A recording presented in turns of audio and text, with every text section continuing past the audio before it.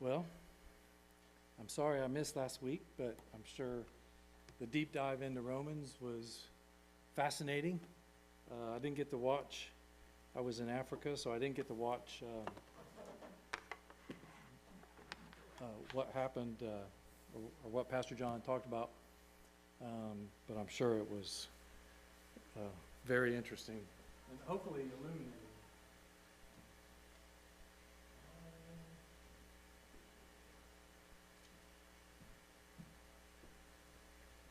Was he able to clear up some of the issues surrounding God's sovereignty that made things clearer for those that were here? Yeah? See a couple nodding heads. Maybe he needs to come back.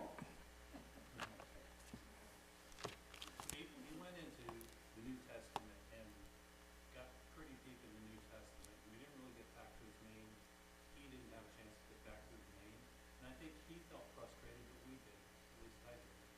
Collectively. I don't think it was as frustrating for us. I think he really wanted to get there, but there was a lot of really good passages in Romans that I tell you, I've struggled just trying to figure out how to, and I haven't gone to school with it, for that, and I struggle trying to figure out, well, that whole thing. I mean, you can really, it can really just wrap your head around things, and you can spiral pretty quick.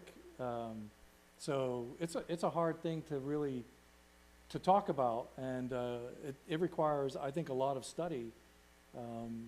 And I don't know about y'all, but I have a Bible reading program, and it has taken me, this is like my third time going back through Romans. It keeps pushing you through Romans while you're going through other things at a slower pace, but it just goes back into Romans and Acts, and so I think there's a reason.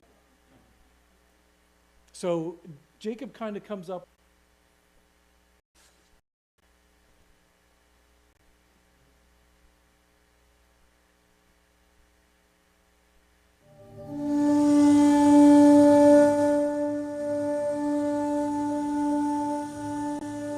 Many incredible things happened to Jacob in the early part of his life.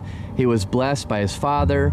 He became the heir to God's covenant promise with Abraham. God promised him he would have descendants and land, and he would become a great nation. But first, he would have to survive. Because he stole his brother's blessing, Jacob was a man on the run. Esau swore to kill Jacob as soon as Jacob... I won't do that again. Or if you only get me out of this hot water that I'm in, I won't do that again.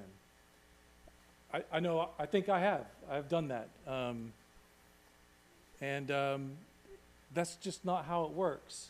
And that's not really, that's us putting God into our box. It's us making, I think, it's us saying, okay, well, this is what God should be for us. It's, he's our way out, or our he is our way out, but not on our terms. It's on his terms.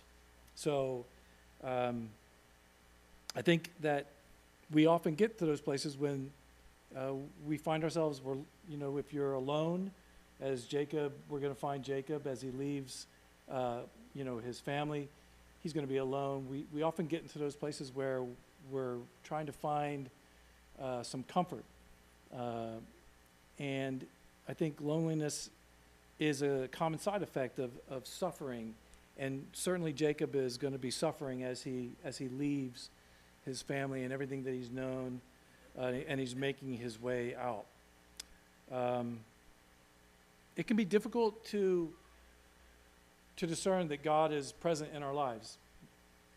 Jacob doesn't know that, and just from the scripture we know that he doesn't know that, because he didn't know, like he woke up from that dream, he's like, oh my gosh, God is in this place. Well, yeah, he's everywhere. And so that's an important reminder to us, I think, that God is everywhere.